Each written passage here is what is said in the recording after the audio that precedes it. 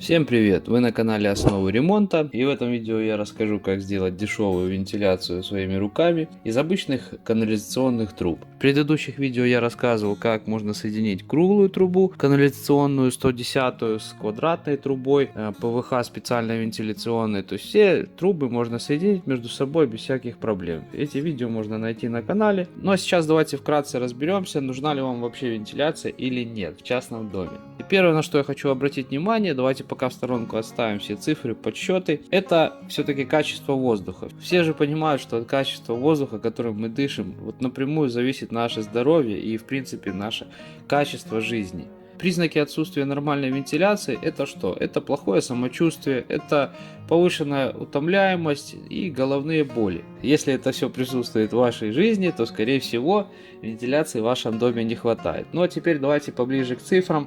Все расчеты вы можете найти в интернете, здесь в принципе никакой сложности нет. Кто не хочет копаться, искать в интернете, я сейчас по-простому попытаюсь вам объяснить. Согласно всем строительным нормам и правилам, минимальный объем воздуха на человека должен составлять 30 метров кубических в час. Если мы это переводим в площадь, то это площадь помещения, то это примерно около 10 метров квадратных по полу на одного человека. Но оптимальным объемом считается 40 метров кубических в час. Или в переводе на квадраты это 14 метров квадратных. Исходя из всего вышесказанного, у нас получается следующее. Если в помещении на одного человека приходится больше 14 метров квадратных, то естественного проветривания будет достаточно. Что это значит? Это мы просто открыли окошко, проветрили там полчаса-час и все, этого вполне достаточно. Вроде бы все просто и понятно, то есть мы можем спокойно обойтись без вентиляции. То есть на одного человека у нас в принципе комнаты в среднем где-то 12, 14, 15 квадратов. А теперь давайте рассмотрим, например, спальню. Там находится два человека. Чтобы хватало им воздуха, это получается спальня должна быть 28 метров квадратных. А это уже нереально. Может у кого-то, конечно, есть такие спальни, но если брать среднее значение, то спальни у всех примерно такие и есть, около 15 квадратов. Из чего следует, что нам не хватит этого объема воздуха для нормальной жизнедеятельности. Я выше уже вам объяснил, что вы будете плохо высыпаться, будет плохое состояние, самочувствие и так далее. И все вытекающие из этого последствия. Я думаю, с этим мы немножко разобрались. Сейчас на видео вы видели, что все трубы у меня утеплены. Утеплитель у меня был 150, я его специально не покупал, у меня остался от утепления кровли. Подкровельное пространство мы утепляем и верхнюю часть трубы, которая уже идет на крыше. Для чего это делается? Это делается для того, чтобы не было конденсата.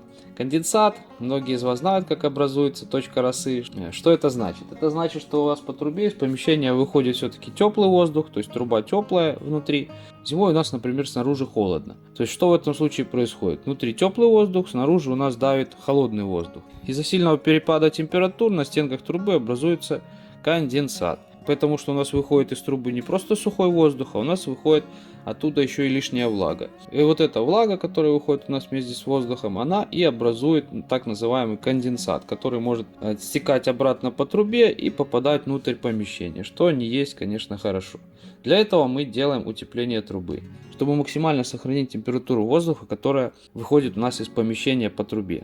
И внутри помещения, где у меня проходят трубы в коробе, тоже все закрыл я утеплителем. Но в этом случае утеплитель работает не как теплоизолятор, а просто для шумоизоляции. Потому что такие пластиковые трубы, и не только канализационные, и обычные вентиляционные, они хорошо передают звук. Поэтому желательно сделать, конечно, шумоизоляцию. Вроде все легко и просто, все понятно. А сейчас маленький кусочек я вставлю, покажу, как это происходит в реальном времени. Такой еще себе квест. Короче, здесь ползком и под крышей дышать нечем. Вот такая здесь внутри конструкция получается. Короче, сейчас попытаюсь просунуть трубы вот туда. И здесь их одеть. Так, ну снимать неудобно, поэтому, наверное, камеру я сейчас выключу, потом включусь. Так, как видно, вот такая вот штука получается. То есть, соединил трубы. Вот еще одну осталось поставить. И вот они наверх выходят. Вот так красиво. Сейчас я залезу на крышу, еще с той стороны покажу. Уже их буду обрезать еще. Ух, запыхался. Вот так выглядят трубы, утепленные уже в крыше. Процесс я уже не стал снимать утепление, потому что, ну, просто запихал кусками утеплителя, который у меня было. То здесь холодный чердак получается, поэтому трубы здесь тоже обязательно должны быть утеплены во избежание конденсата. Ну, как вы поняли, в общем, повозиться придется, но это не настолько серьезно, это буквально за один день все делается.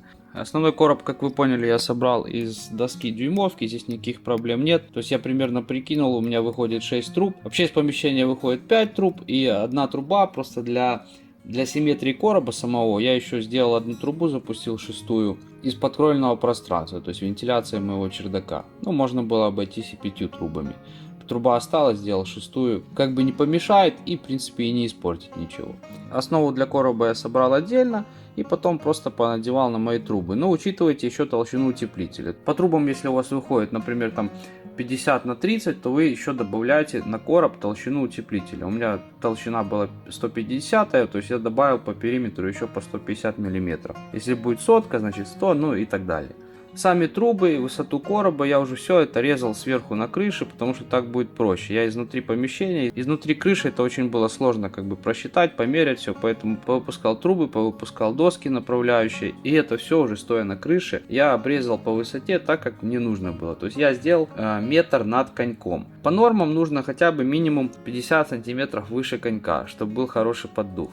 Сам короб я заказал у жестянщиков знакомых, не захотел я возиться из 4 кусков его лепить, так просто проще. Вы собрали каркас, померили его, обмерили, отдали жестянщику, мне сделали, склепали короб, я его просто сверху одел и все, как бы меньше проблем, меньше возни. По стоимости я чуть позже вам в конце видео все расскажу, все как было. Давайте сейчас подведем итог. У нас получается два этапа. То есть первый этап мы пропускаем трубы, выводим трубы на крышу, собираем короб, утепляем его. Обшиваем все это гидроизоляцией. Я временно просто заклеил металлизированным скотчем, чтобы туда не попадала вода. Потому что у жестянщиков займет какое-то время на изготовление этого изделия. То есть короба с окладом и с колпаком. Можно, конечно, из кусков слепить. То есть вы изначально покупаете металл и все это сразу делаете. Я же попал на праздники, поэтому мне короб пришел где-то через неделю примерно. Вот как раз и дождь прошел, и, по-моему, не один день он шел.